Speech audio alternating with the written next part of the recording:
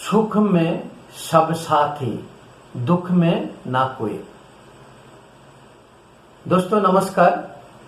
आप सबको कौन अपना कौन पराया दुनिया में आप लोगों को स्वागत है। मुझे कहना है कि क्या ये सच है कि दुख में कोई नहीं है। हम लोगों का जिंदगी में जब दुख आते हैं तो कोई नहीं रहता है। आपको क्या लगता है? मुझे तो लगता है सब रहता है। मुझे लगता है दुख में मेरा सिर्फ ईश्वर ही रहता है, मेरे साथ भगवान ही मेरे साथ रहता है। राम रहते हैं, श्री कृष्ण रहते हैं, या आप मन में जो भी देवी देवताओं को मानते हैं वो रहते हैं, अंतर्यामी रहते हैं। हम शुरू से बोल रहे हैं, जैसे मनुष्य जीवन शुरू हुआ है, मनुष्य जीवन को जब पृथ्वी में भेजा है भगवान ने, तो हम लोगों ने कुछ ना कुछ तो करके रखे हैं। तो चिंता उन्हीं का है। जैसे हम लोग पूरा साल भर में पढ़ाई करते हैं तो साल में 2 बार तो इम्तिहान देना पड़ता है ना, परीक्षा देना पड़ता है। एक तो हाफ ईयरली हुआ और एक तो एनुअल, वार्षिक। तो जब इम्तिहान होता है, इम्तिहान का टाइम हम लोग को बहुत कष्ट होता है। इतने सारे पढ़ाई करना, रात जाग के पढ़ना, हर एक मतलब ट्यूशन जाना, तो बहुत मुश्किल होता है। लेकिन अगर इम्तिहान नहीं देंगे तो आगे बढ़ेंगे कैसे? इसीलिए हर एक इंसान के जिंदगी में दुख आता है। ऐसा कोई नहीं है इस दुनिया में जो सुख ही सुख भोग किए हैं, दुख ही नहीं आया। अब देखिए, भगवान श्री कृष्ण कहां पैदा हुए थे? जन्म कहां हुआ था? कंस का कारागार में। कैसे कैसे लालन पालन हुआ हम लोग सभी जानते हैं, ग्रंथों में पढ़े हैं। श्री रामचंद्र भगवान तो खुद राजा थे अयोध्या के, उसको वनवास जाने का क्या दरकार था? लेकिन उसका नसीब भाग्य में लेख था, वन वन में भटकते रहे। क्या क्या नहीं हुआ, क्या क्या नहीं दुख उनको सहन पड़ा। उनके साथ साथ सीता मां को भी सारे दुख, सारे उलझन के साथ भगवान श्री राम के साथ 14 साल वन में बिताई।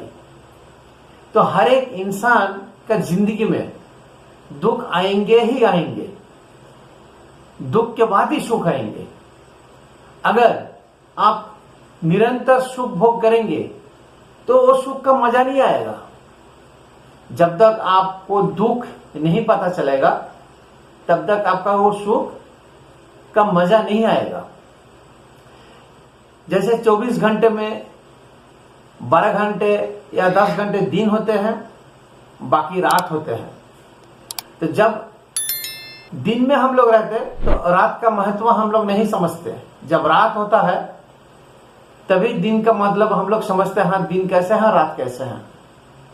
ऐसे ही हर एक इंसान के जिंदगी में दुख आते रहेंगे। उसके लिए आपको टूटना नहीं है, आपको बिखर नहीं जाना। अभी मेरा एक बात है, कुछ दुख तो मतलब नियति में है, जो हम लोग विधाता लिखे हैं, जो हम लोग को पिछले जन्म का कर्म फल हम लोग इस जन्म में भोग रहे हैं। सुख या दुख ये हम लोग सब हमारा किए कराया का फल है। लेकिन हद से ज्यादा हम लोग अगर दुखी है और दुख भोग करते हैं, उसका जिम्मेवारी हम खुद ही है, हम लोग खुद हैं। कैसे? जैसे अब देखिए, मैं पहला वीडियो में हम बताए थे कि जितना इंसान चाहत रखेंगे, जितना चाहने लगेंगे, दुख उतना ही बढ़ता जाएगा। हर एक इंसान के लिए भगवान कुछ ना कुछ दिए हैं। आपका भाग में विधाता ने जितना कुछ लिखे हैं आपको जरूर मिलेगा, कोई नहीं रोक सकता। दुनिया का कोई ऐसा शक्ति नहीं है जो आपसे छीन के लेगा या छीन सकते हैं, आपको जरूर मिलेगा। लेकिन इस जन्म में भी हम लोग ऐसे ऐसे कुछ कर्म कर बैठते हैं, उसका फल हम ही को भुगतना पड़ता है। जैसे देखिए, घर में आप सबके लिए कुछ ना कुछ करते रहते हैं, सबको कुछ देते हैं, माता पिता को ध्यान रखते हैं, भाई बहन को ध्यान रखते हैं, अपना पत्नी को ध्यान रखते हैं, अगर शादीशुदा है तो बैचलर में भी आप कमाते हैं। आप हमेशा क्या सोचते हैं कि मेरा फैमिली सुखी शांति रहे। आप निरंतर प्रयास करते रहते हैं, कठोर परिश्रम करते हैं। आपका उम्मीद यही रहता है और उम्मीद कर बैठते हैं कि हम जब घर के लिए, मेरा घर के हर सदस्य के लिए मैं इतना कुछ कर रहा हूं, तो मेरा आखिरी टाइम में या कुछ ऐसा वक्त आएगा तो यही लोग हमको देखेंगे और यही लोग कुछ ना कुछ करेंगे। यही उम्मीद लेके आप बैठे रहते हैं। ये सबसे बड़ी गलती होता है। शायद आप जिनके लिए इतना कुछ कर रहे हैं या वो पौनादार है पिछले जन्म का, आपका हिस्सा ले रहा है आपसे, आप उधारी चुका रहे हैं। लेकिन आप मन ही मन में सोच रहे थे आप तो बहुत कुछ कर रहा हूं, ये लोग तो हमारे लिए कुछ करेंगे। लेकिन जब आपका बुरा वक्त आएगा, देखिए ज्यादा से ज्यादा यही लोग जो अपने बोलते हैं बिछड़ जाएंगे, बिखर जाएंगे, आपको देखेगा भी नहीं।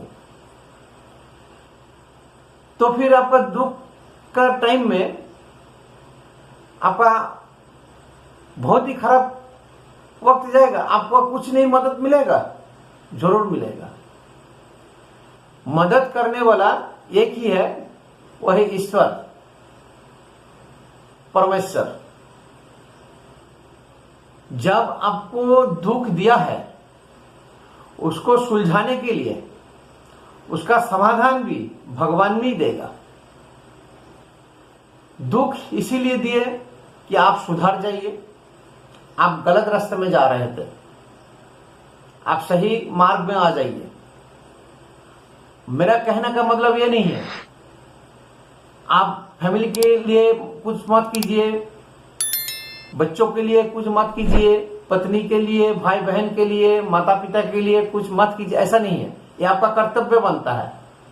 इंसान जब जन्म लेता है तो जन्म के साथ साथ कर्तव्य भी निभाना पड़ता है। जैसे माता पिता हम लोग के लिए बहुत कुछ किए हैं, तो मेरा कर्तव्य बनता है माता पिता को देखने के लिए, देखभाल करने के लिए। बुढ़ापा में सहारा कौन होगा? बच्चे लोग ही होंगे ना। अगर बच्चे लोग अगर नहीं देखेगा तो बेचारे लोग कहां जाएंगे? तो हर एक चीज में हर मतलब एक के साथ एक लगाव है, सुख दुख। अगर आप कर्तव्य के साथ साथ आप ईश्वर के साथ लगाव रखते हैं, भक्ति रखते हैं, भक्ति मार्ग में चलते हैं, तो जरूर दुख का टाइम में कोई मदद करे ना करे, ईश्वर करेगा। आप ईश्वर कैसे करेंगे? आप देखिए, आप कोई निराला जगह में जा रहे हैं, अनजान जगह में है, आप ट्रेन सफर कर रहे हैं कि किसी दूसरे जगह में आप रह रहे हैं, अपना घर द्वारी परिवार सब छोड़ के। वहां पर आप किसी कारणवश आप दुखी हो गए हैं या कुछ समस्या में या बहुत बड़ी प्रॉब्लम में आप फंस गए, तो वहां पर आपका पहचान वाला कोई नहीं है, लेकिन आपका कर्म, आपका सच्चा कर्म आपको वहां से निकाल सकेगा। ईश्वर देखेगा कि ये बेचारा फंस गया है, इसको उद्धार करना है, क्योंकि ये अच्छे काम किए थे, तो किसी को न किसी को आपके पास भेज देगा आपको बचाने के लिए। देखिए, आप सोचिए, सब अपना अपना बारे में सोच लीजिए। कोई भी छोटा मोटा कोई भी आप मतलब प्रॉब्लम में फंस गए, लेकिन आप ओवरकम कर लिए, निकल गए वहां से। तो एक ही चीज है कि हमेशा भगवान के प्रति आस्था रखिए, ईश्वर के प्रति आस्था रखिए, विश्वास रखिए, खुद के प्रति विश्वास रखिए। जो ईश्वर दिल में बैठते हैं हर एक इंसान को, जो अंतर्जामी, अंतर मतलब अंदर, जामी मतलब जानता है, जो मतलब हमारा अंदर क्या चल रहा है यह ईश्वर वो रीड कर सकते, मतलब पढ़ सकते हैं, जो कि हम लोग नहीं पढ़ सकते। यह सच है कि सुख में तो सब है, सुख में इंसान है, दुख में ना कोई, दुख में वो इंसान नहीं है। जो आपको बचाने के लिए, मदद के लिए आते हैं, वो फरिश्ते होते हैं, वो ईश्वर ने भेजा है आपके पास। आप दुखी इसीलिए है जो आप जिनको किए हैं, आप उम्मीद करके बैठे थे कि शायद वो भी इसी तरह हमको करेगा, मदद करेगा, सेवा करेगा, जो भी है।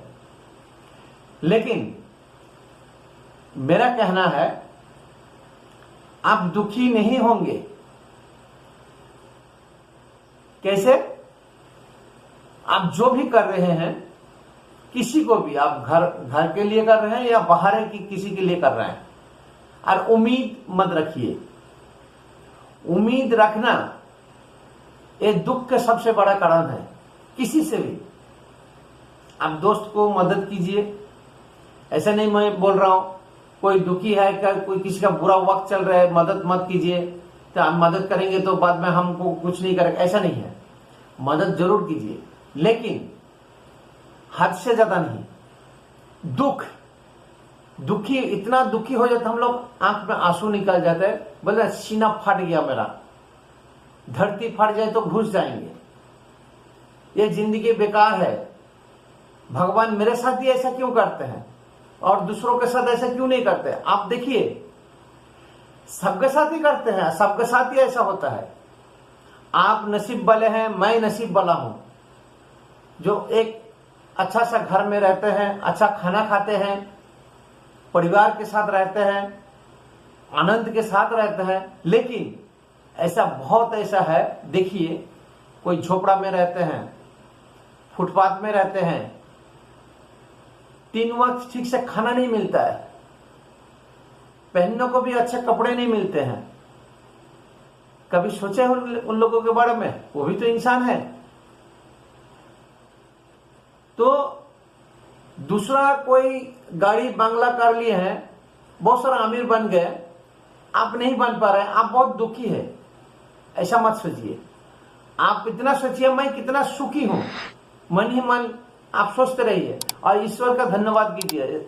ईश्वर, तुमने बहुत कृपा की मेरे लिए, जो भी कर रहे हो बहुत अच्छा कर रहे हो, मैं बहुत खुश हूं, मैं खुश नसीब इंसान हूं।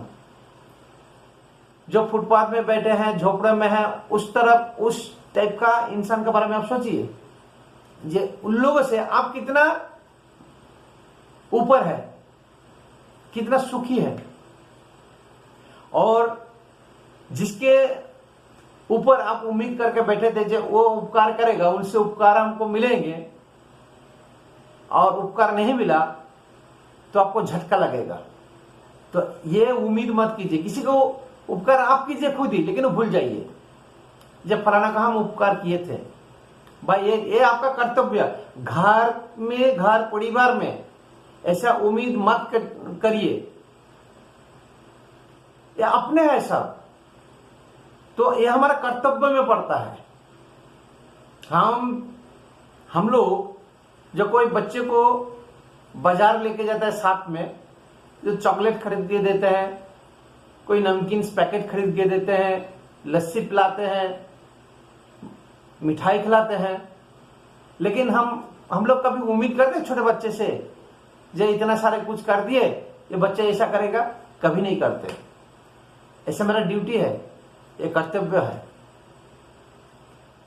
क्या वो बच्चा सोचेगा कि भैया ने, पिताजी ने हमको इतना इतना कुछ खिलाया, इसके बदले में हमको ये चीज देना है, ये चीज करना है? कभी नहीं, उसका मन में आएगा ही नहीं।